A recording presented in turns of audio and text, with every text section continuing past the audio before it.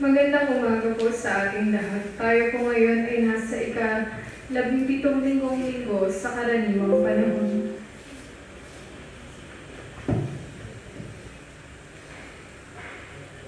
Ang pagpapala ng at tinuruan tayo ni Jesus manalangin. Mapasa amin ang kaharian mo.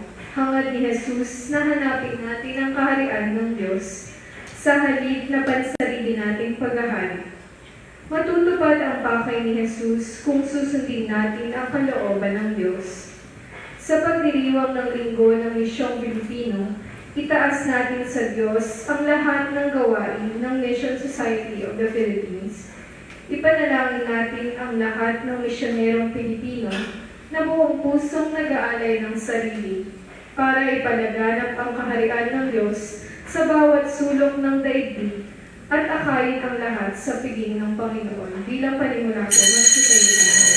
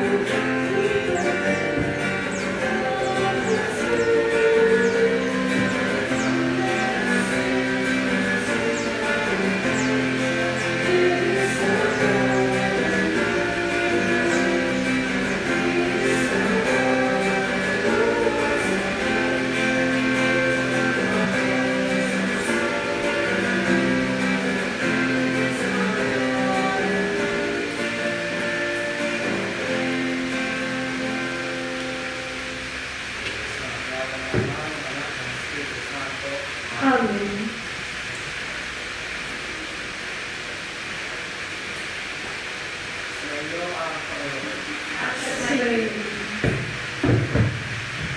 Saglit tayo tumingin at hihingi muna ng patawad sa Kanya. Alam ng Diyos ang nasa ating puso, alam ng Diyos ang ating pagkulang. Bago tayo binibigyan ng panibagong pagkakataon upang maitama ang mali, mapaganda ang pangit, hindi po yung literal. At ang mga kakulangan, mapunan ng kanyang biyaya. Kaya sabihin na lang po natin, Panginoon, tawaan mo kami. Panginoon, kaawaan mo kami. Kristo, tawaan mo kami. Kristo, kaawaan mo kami. Panginoon, tawaan mo kami. Panginoon, kaawaan mo kami. Tawaan tayo makapangyarihan ng Diyos, patawarin tayo sa ating mga kasalanan at pagpabayan tayo sa buhay na walang hanggan. Amen.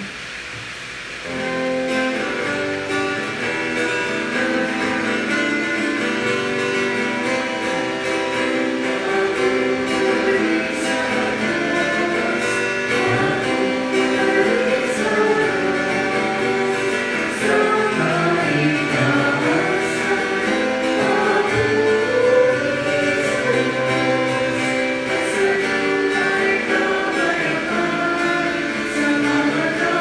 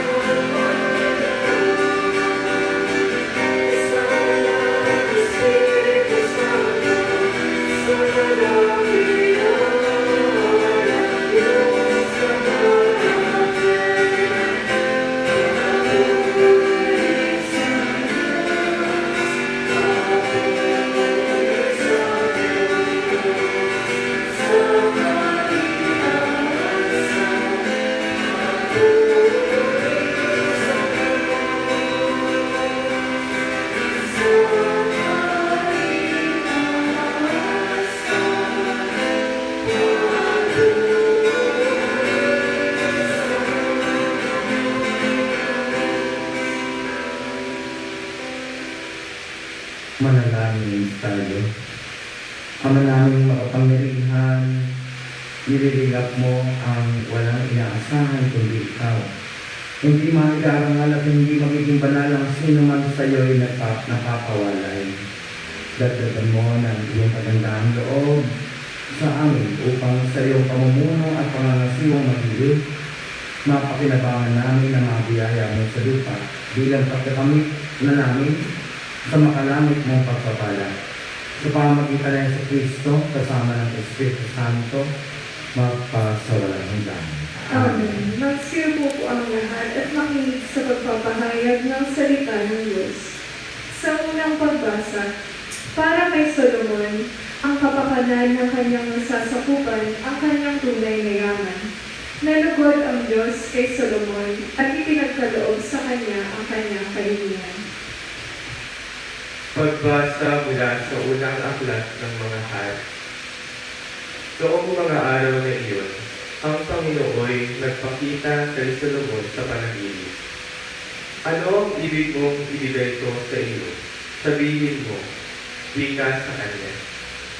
Sumagot si Solomon, Panginoon, aking Diyos, ginawa mo akong hari bilang kahalili ng aking amang si David. Bagaman ako'y bata pa walang karanasan.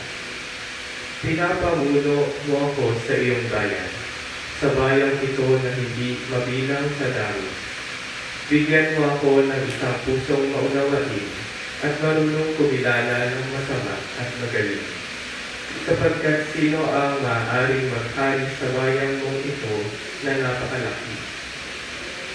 Ikinalugod ng Panginoon ang hiling ni Solomon. Kaya sinabi sa kanya, yamang hindi ka humiling para sa iyong sarili ng mahabang buhay o kayamanan o kamatayan ng iyong mga kaaway, kundi ang hiling mo ay pagkaunawa at katalinuhang humatol. Ipinagkakaloob ko sa iyo ang hiling mo. Binibigyan kita ng karunungan na walang kapantay, maging sa mga nauna, maging sa mga susunod pa sa iyo. Ang salita ng Diyos. Salamat sa Diyos. Iniibig ko ng lubos tanang utos mo, Poong Diyos. Iniibig ko ng lubos sa utos mo, Poong Diyos. Ikaw lamang, Panginoon, ang lahat sa aking buhay. Kaya ako'y nangangakong susundin ang kautusan. Higit pa sa lingkod pilak itong buong sanlibutan. Ang mabuting idudulot ng bigay mo kautusan. Iniibig ko ng lubos sa utos mo, Poong Diyos. Alawin mo sana ako niyang pag-ibig mong lubos, katulad ng binitawang pangako sa iyong lingkod.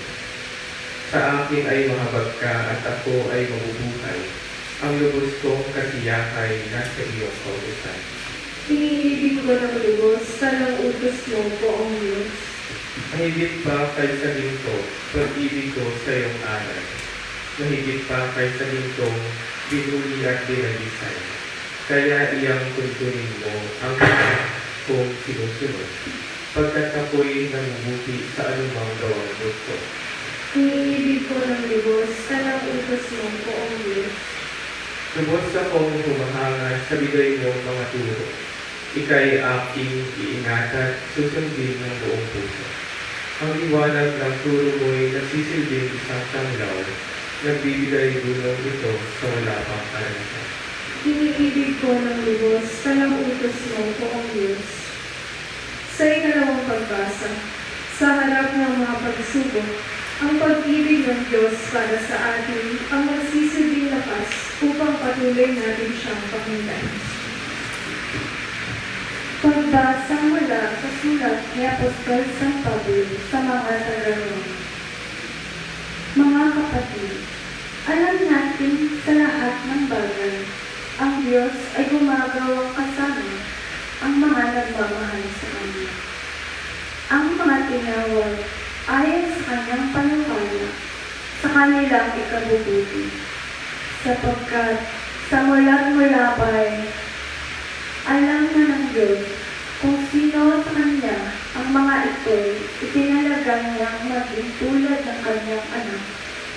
At sa gayon, naging paganay natin siya. At ang mga itinalaga niya noong una pa ay kanyang tinawag. Ang mga tinawag niya ay kanya rin pinawalang sala. At ang kanyang mga pinawalang sala ay kanya namang binigyan ng karangalan. Ang salita ng Diyos. Salamat sa Diyos na sa kayo lang.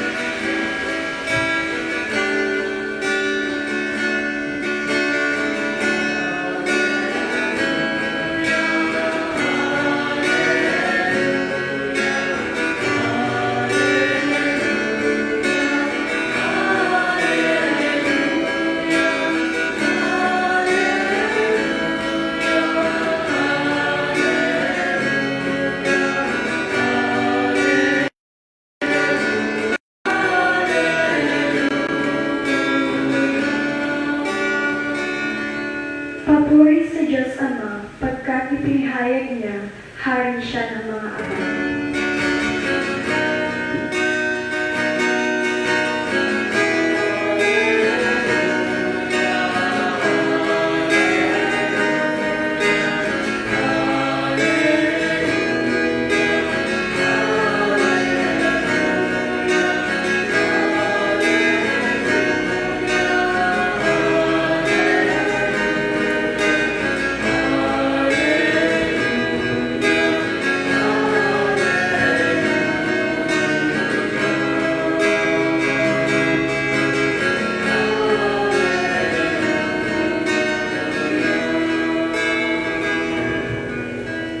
Sumainyo ang Panginoon. At sumayin rin. Ang mabuting balita ng Panginoon ayon kay San Mateo. Papuri sa iyo, Panginoon.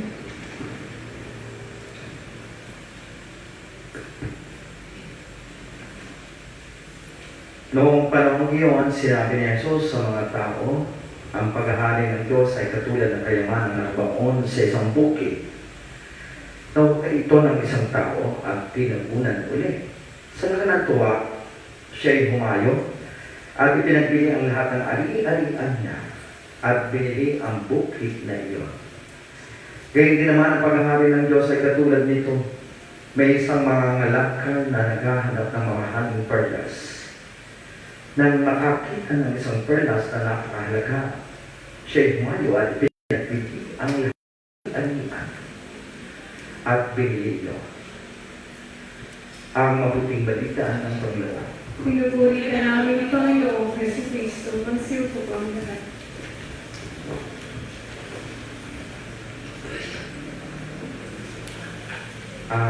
Ngayon pong linggo nito, nagtatapos po yung ating chapter 13 from the Gospel of St. Matthew, di ba? Starting the chapter 13, nasa series na po tayo ng pangatlong set ng tinatawag third set ng mga talinhaga ni Jesus. Di ba? Naalala niyo yung kauna-unahan. Siyempre, parable siguro na Jesus siya. Parable of the sower. Sa pangatlong tayo ng series ng ating parables ng ating Panginoon. At dito po nagtatapos yung chapter 13. Next week is chapter 14 ng Gospel of Matthew. So, ano po ang gusto natin i-game? Babalikan po natin yung dalawang nakaraan. Di ba ba? Una, ano po yung sabi natin napakahalaga na pinaghihinayan natin? Sa bawat kwento, merong sarili mo makalimot. Merong twist. Yun ang po, kahit yun ang po, isa na, twist. Sa bawat kwento, para maintindihan, para ang kwento, hindi na kwento, kundi kwenta. May kwenta. Di ba? So, yun po yung ating pagninilala sa maiksing. Ano ang twist sa ating ebanghelyo ngayon? Dalawa po yung parable, pero isa lang yung ating pagkukulan ng pansin. Sa longer version, tatlo po yung parable. Yung last parable sa longer version is the parable of the, ano po, sa the two parables are about the kingdom of God, di ba? Pero may twist pa rin. May twist. Ano po yung twist na maaari natin makikita para ang kwento o na kwenta?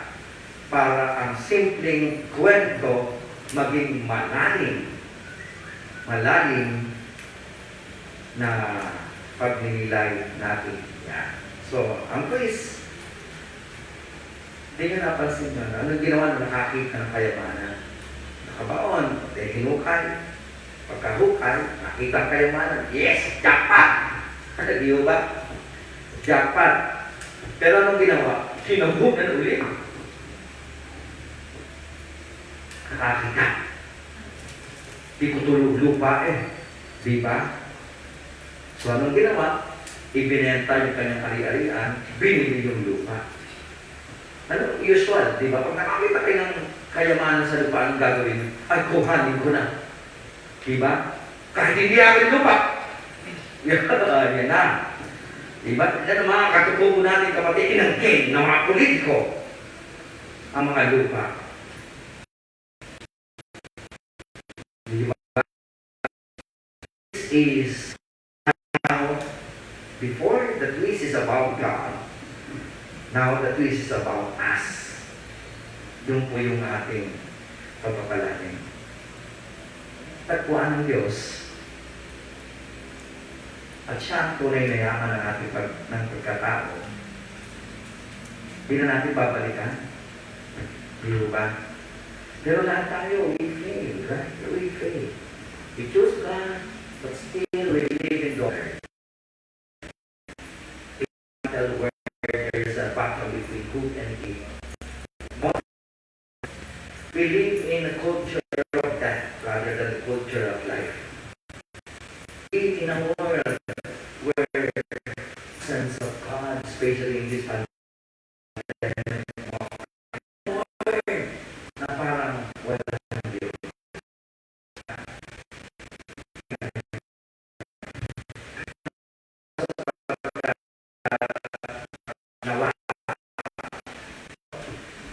Marami sa atin ay akala ko ang misa na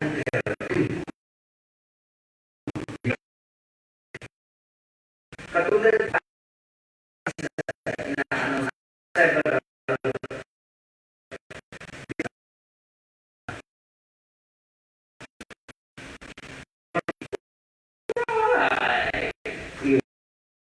di ba? Marami sa atin nabubuhay sa akala. Pero ano sinabi ko ng ating dalawang pagbasa?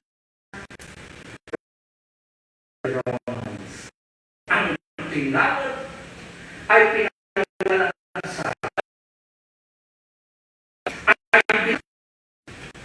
ibig sabihin wala dahil sa mali dapat magkaroon namang yung ang kwento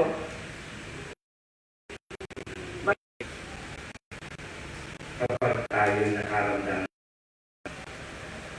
kalayaan mula sa kasalanan, kalayaan pinagkahaman sa material sa iba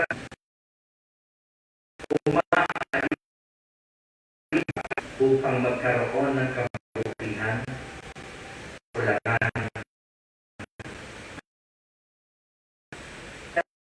na hindi na pagpapalit ang nagbigay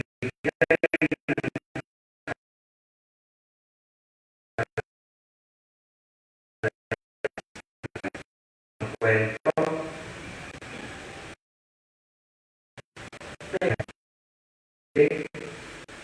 hindi lang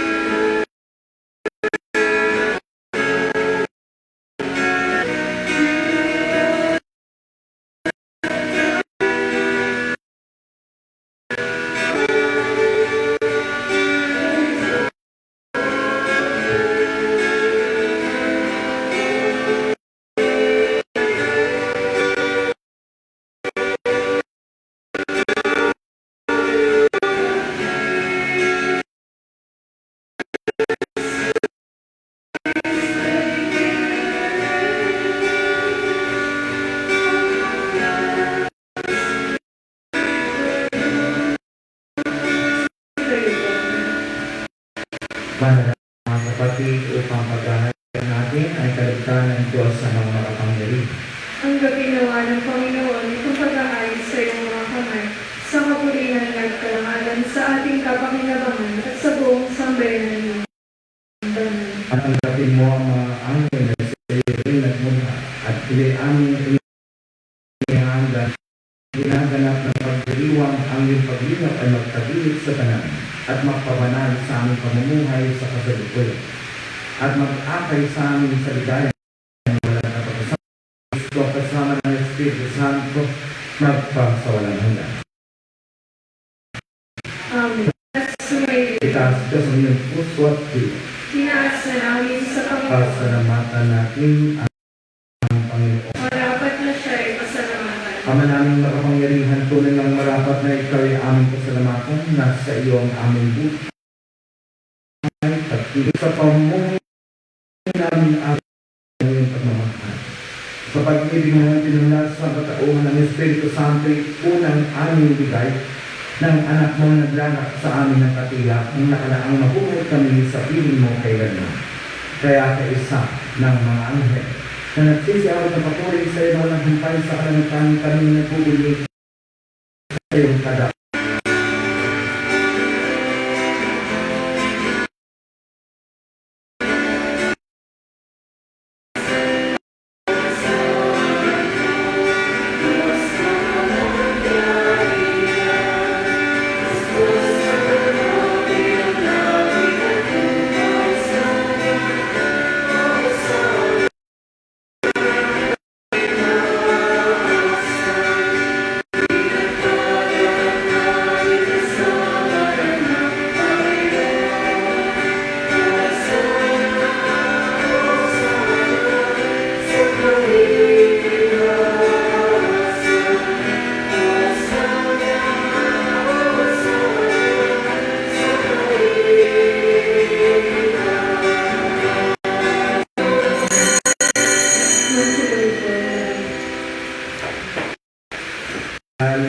Ikaw ang bukal ng tanang kabalan.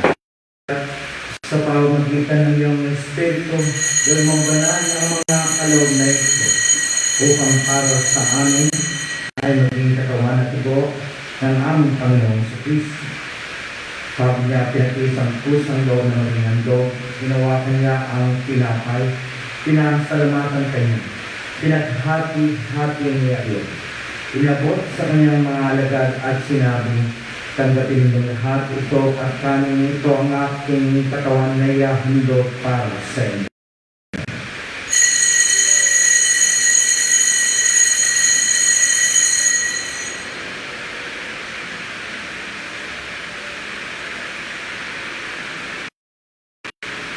Tapos ang hapunan, hinawakan niya ang kalis. Muli kanyang pinasalamatan. Pinabot niya ang kalis sa kanyang malaglag at sinabi, tanggapin niyo lahat ito at inumin. Ito ang kalis ng aking dugo ng bago at walang hanggang tipan. Ang aking dugo na ibubuhos para sa inyo at para sa lahat sa ikapagpapatawad ng mga kasalanan. Gawin niyo ito sa pag-ala-ala sa akin.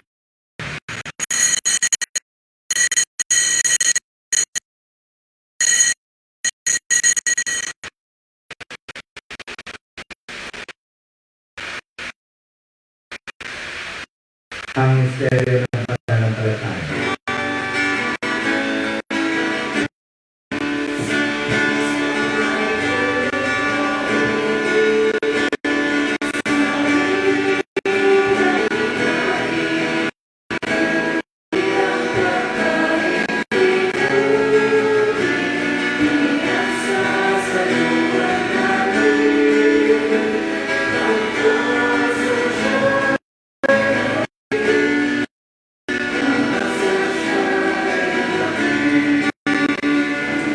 Ang mga ginagawa namin ngayon ay tayo kuning katabuhan ng iyong anak. Kaya tinayaan ang tinapay na nagbibigay buhay at ang kalis na nagkakalaw ng kaligtasan. Kami dapat na tumayo sa iyong harapan upang maglingkod sa iyo. Sinasama namin kami magsalo-salo sa katawan ng Tugong Kristo ay mabugot sa pagkakaisa sa pamamagitan ng Espiritu Santo. Ama natin mo ang iyong simbahang laganap sa buong daigdig. Puspusin mo kami sa pagtig kay San Francisco na aming Papa, ni Bartolome na aming Obispo, ang ng mga obispo religyoso at bayan mong tinawag mula nang sila'y pinyalaan. Alalahanin mo rin mga kapatid namin na hinlayan na pag-aasang sila yung mabubuhay, gayon din ang lahat ng mga kumano. Tawa mo sila at patuloy sa iyong kalinawa, kaliwanagan, at pagkakapin kami lahat na makasama sa buhay na walang hanggan. Kaysa ng mahal na Birhen Maria, Nena ng Diyos, kaysa ng San Jose ang kabiyak ng kanyang puso, kaysa ng mga apostol at ang lahat ng mga banal na buhay dito sa daigdig na kadugo-dugo sa iyo, may pagdiwang nawa namin ang pagpupuri sa ikararangal mo sa pamamagitan ng iyong anak na aming Panginoong Jesucristo. Sa pamamagitan ni Kristo, kasama niya at sa Kanya, ang lahat ng parangal at papuri ay sa iyo, Diyos sa mga makapangyarihan, kasama ng Espiritu Santo, magpaswanahan ka.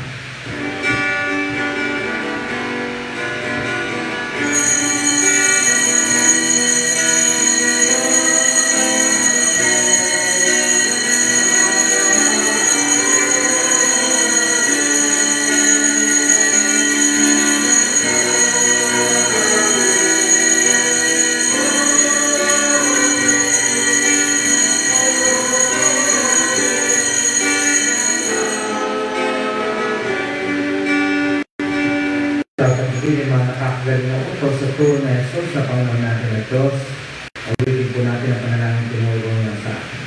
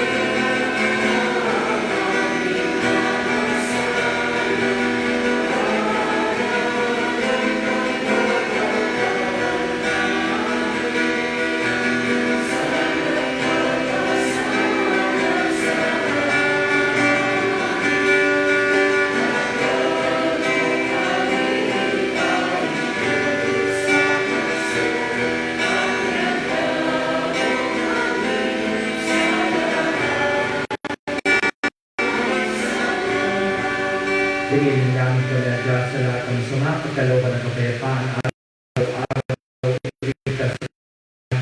Samantalang aming pinananabitan ng dakilang araw ng pagpapahayag ng tagapagligtas namin sa Jesucristo. Sapagkat sa iyo ang kaharian ng kapangyarihan at ang papurihan magpakailanman. Amen. Panginoon sa Kristo, sinabi mo sa mga apostol, kapayapaan ang iniiwan ko sa inyo, ang aking kapayapaan ang ibinibigay ko sa inyo. Tumayin mo ang aming pananampalataya at huwag ang mga pagkakaisa ayon sa iyong kalooban kasama ng Espiritu Santo magpasawalang hanggan. Amen. Ang kapayapaan ng Panginoon ay laging sumainyo. At sumainyo. Mga kapatid, magbigayan tayo ng kapayapaan ni Kristo sa bawat isa. Peace.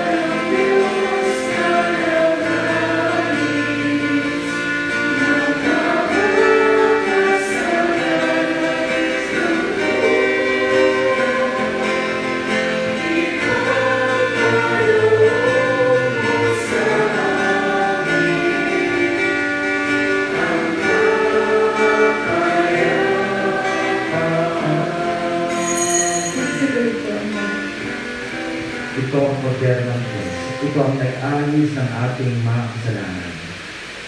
Kapag tinanggap nyo si Kristo, tinatanggap nyo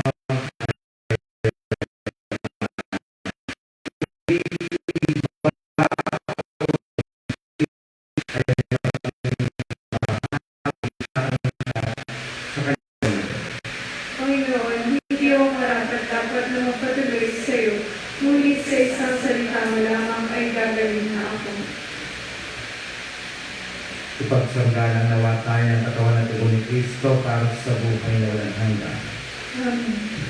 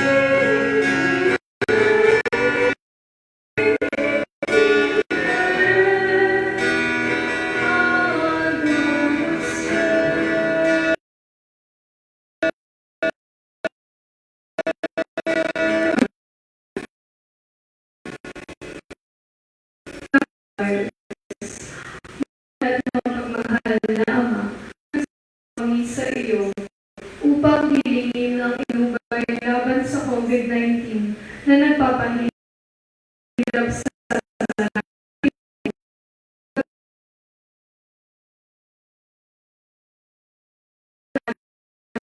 luha. Patnubayan mo ang mga lumilingkod upang ang kanilang pagkalinga ay malakipan ng husay at malasakit. Itinataas namin ang mga nagdurusa, makamtan nawa nila ang mabuting kalusugan, lingapin mo rin ang mga kumakalinga sa kanila.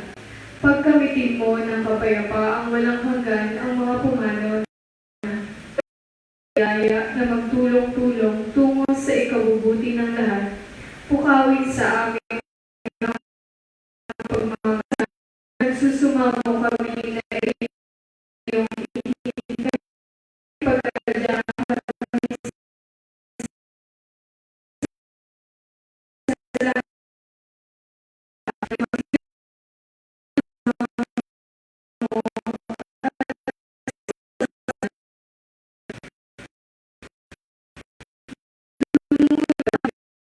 pakinggan mo ang aming mga